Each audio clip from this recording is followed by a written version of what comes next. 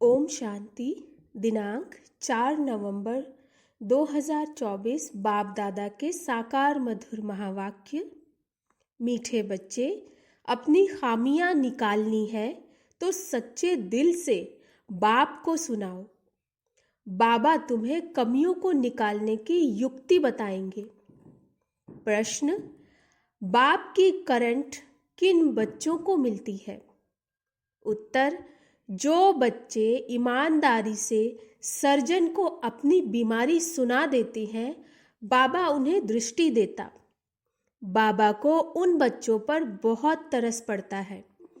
अंदर में आता इन बच्चे का भूत निकल जाए, बाबा उन्हें करंट देता है।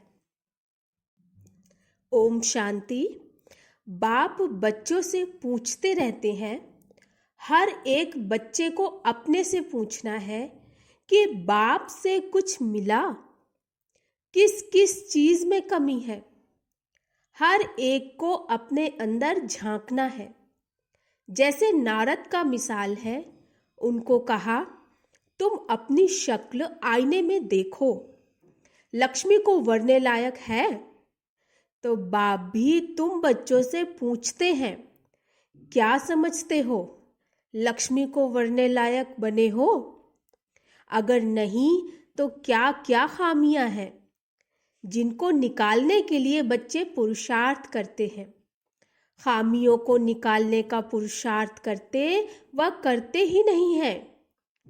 कोई कोई तो पुरुषार्थ करते रहते हैं।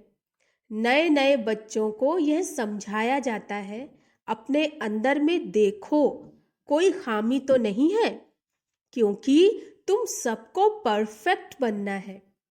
बाप आते ही हैं परफेक्ट बनाने के लिए, इसलिए एम ऑब्जेक्ट का चित्र भी सामने रखा है। अपने अंदर से पूछो, हम इन जैसे परफेक्ट बने हैं? वह जिस्मानी विद्या पढ़ाने वाले टीचर आदि इस समय सब विकारी हैं। यह अर्थात लक्ष्मी नारायण संपूर्ण निर्विकारियों का सैंपल है। आधा कल्प तुमने इन्हों की महिमा की है, तो अब अपने से पूछो, हमारे में क्या क्या खामियां हैं जिनको निकाल हम अपनी उन्नति करें। और बाप तो बतावे कि बाबा यह खामी है, और बाप को बतावें कि बाबा हमें यह खामी है जो हमसे निकलती नहीं है, कोई उपाय बताओ। बीमारी सर्जन द्वारा ही छूट सकती है। कोई कोई नायाब सर्जन भी होशियार होते हैं। डॉक्टर से कंपाउंडर सीखते हैं, होशियार डॉक्टर बन जाते हैं। तो ईमानदारी से अपनी जांच करो, मेरे में क्या क्या खामियां हैं जिस कारण मैं समझता हूं यह पद पा नहीं सकूंगा। बाप तो कहेंगे ना, तुम इन जैसा बन सकते हो। खामियां बताएं तब बाबा राय दे। बीमारियां तो बहुत हैं, बहुतों में खामियां हैं। कोई में बहुत क्रोध है, लोभ है, मोह, अहंकार, काम। उन्हें ज्ञान की धारणा नहीं हो सकती है जो कोई को धारणा करा सके। बाप रोज बहुत समझाते हैं, वास्तव में इतनी समझाने की जरूरत ही नहीं दिखती। मंत्र का अर्थ बाप समझा देते हैं। बाप तो एक ही है। बेहद के बाप को याद करना है और उनसे यह वर्षा पाकर हमको ऐसा बनना है। और स्कूलों में 5 विकारों को जीतने की बात ही नहीं होती। यह बात अभी ही होती है जो बाप आकर समझाते हैं। तुम्हारे में जो भूत हैं, जो दुख देते हैं, उनका वर्णन करेंगे तो उनको निकालने की बाप युक्ति बताएंगे। बाबा यह भूत हमको तंग करते हैं। भूत निकालने वाले के आगे वर्णन किया जाता है ना, तुम्हारे में कोई वह भूत नहीं। तुम जानते हो यह 5 विकारों रूपी भूत जन्म जन्मांतर के हैं। देखना चाहिए हमारे में क्या भूत हैं, उनको निकालने के लिए फिर राय लेनी चाहिए। आंखें भी बहुत धोखा देने वाली हैं, इसलिए बाप समझाते हैं, अपने को आत्मा समझ दूसरे को भी आत्मा समझने की प्रैक्टिस डालो। इस युक्ति से तुम्हारी यह बीमारी निकल जाएगी। हम सब आत्माएं तो आत्मा भाई भाई ठहरे, शरीर तो है नहीं। यह भी जानते हो हम आत्माएं सब वापस जाने वाली हैं। तो अपने को देखना है हम सर्वगुण संपन्न बने हैं, नहीं तो हमारे में क्या अवगुण है। तो बाप भी उस आत्मा को बैठ देखते हैं, इसमें यह खामी है तो उसको करंट देंगे, इस बच्चे का यह विघ्न निकल जाए।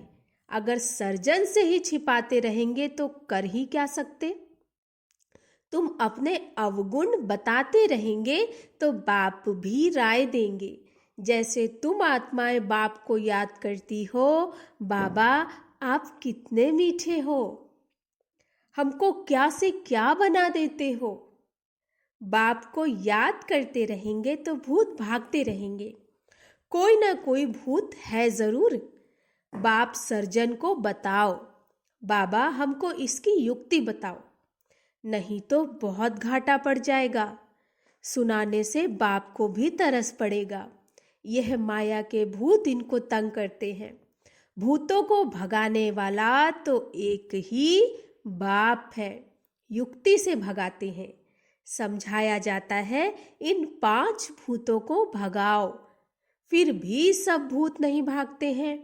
कोई में विशेष रहता है, कोई में कम रहता, परंतु है जरूर। बाप देखते हैं इनमें यह भूत है। दृष्टि देते समय अंदर चलता है ना, यह तो बहुत अच्छा बच्चा है और तो सब इसमें अच्छे अच्छे गुण हैं, परंतु बोलते कुछ नहीं है, किसको समझा नहीं सकते हैं। माया ने जैसे गला बंद कर दिया है। इनका गला खुल जाए तो औरों की भी सर्विस करने लग पड़े। दूसरे की सर्विस में अपनी सर्विस। शिव बाबा की सर्विस नहीं करते हैं, शिव बाबा खुद सर्विस करने आए हैं। कहते हैं इस जन्म जन्मांतर के भूतों को भगाना है। बाप बैठ समझाते हैं, यह भी जानते हो झाड़ धीरे धीरे वृद्धि को पाता है, पत्ते झड़ते रहते हैं, माया विघ्न डाल देती है।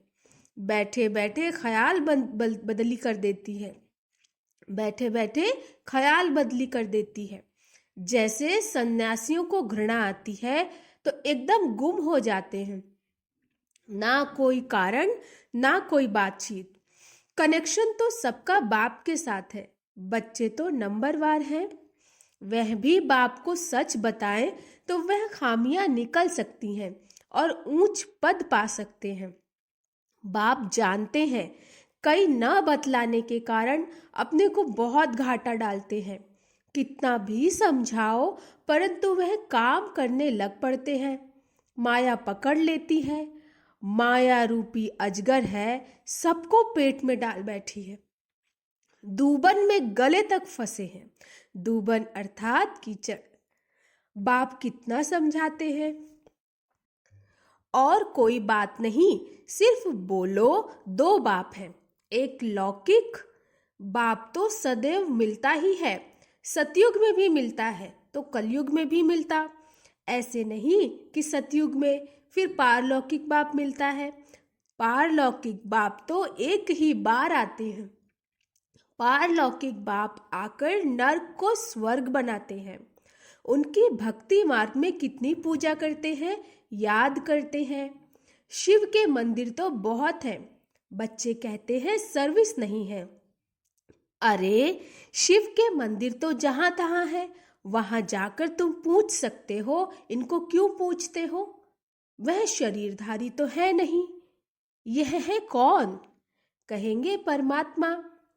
इन बिगर और कोई को कहेंगे नहीं।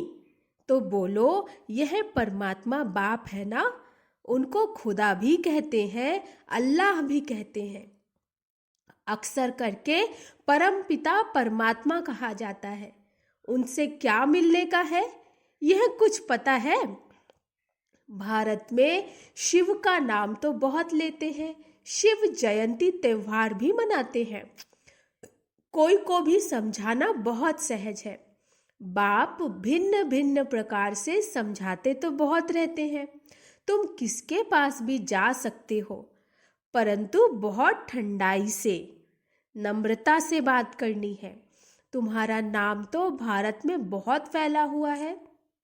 थोड़ी भी बात करेंगे तो झट समझ जाएंगे यह बीके हैं।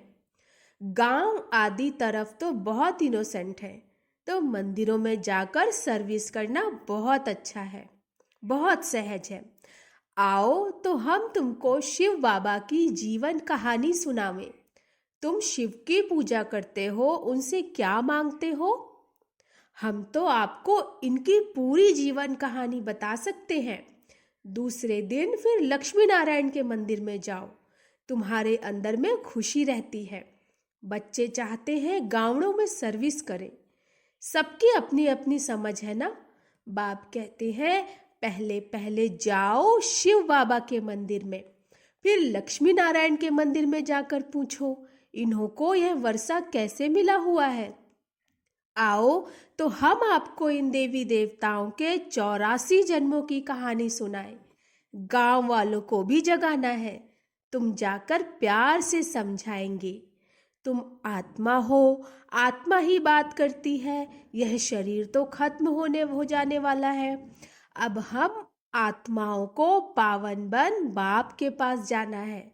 बाप कहते हैं मुझे याद करो, तो सुनने से ही उनको कशिश होगी। जितना तुम देही अभिमानी होंगे उतना तुम्हारे में कशिश आएगी। अभी इतना देह आदि से, पुरानी दुनिया से पूरा वैराग्य नहीं आया है। यह तो जानते हो यह पुराना चोला छोड़ना है, इसमें क्या ममत्व रखना है। शरीर होते शरीर में कोई ममत्व नहीं होना चाहिए। अंदर में यही तात लगी रहे। अब हम आत्माएं पावन बनकर अपने घर जाएं। फिर यह भी दिल होती है, ऐसे बाबा को कैसे छोड़े। ऐसा बाबा तो फिर कभी मिलेगा नहीं। तो ऐसे ऐसे ख्याल करने से बाप भी याद आएगा, घर भी याद आएगा। अब हम घर जाते हैं। 84 जन्म पूरे हुए। भल दिन में अपना धंधा आदि करो। गृहस्थ व्यवहार में तो रहना ही है। उसमें रहते हुए भी तुम बुद्धि में यह रखो कि यह तो सब कुछ खत्म हो जाना है। अभी हमको वापस अपने घर जाना है। बाप ने कहा है गृहस्थ व्यवहार में भी जरूर रहना है, नहीं तो कहाँ जाएंगे। धंधा आदि करो, बुद्धि में यह याद रहे यह तो सब कुछ विनाश होने का है। पहले हम घर जाएंगे, फिर सुख धाम में आएंगे। जो भी टाइम मिले अपने से बात करनी चाहिए। बहुत टाइम है। 8 घंटा धंधा आदि करो, 8 घंटा आराम भी करो। बाकी 8 घंटा यह बाप से रूह रिहान कर फिर जाकर रूहानी सर्विस करनी है। जितना भी समय मिले शिव बाबा के मंदिर में, लक्ष्मी नारायण के मंदिर में जाकर सर्विस करो। मंदिर तो तुमको बहुत मिलेंगे। तुम कहाँ भी जाएंगे तो शिव का मंदिर जरूर होगा। तुम बच्चों के लिए मुख्य है याद की यात्रा। याद में अच्छी रीति रहेंगे तो तुम जो भी मांगो मिल सकता है। प्रकृति दासी बन जाती है। उनकी शक्ल आदि भी ऐसे खींचने वाली रहती है, कुछ भी मांगने की दरकार नहीं।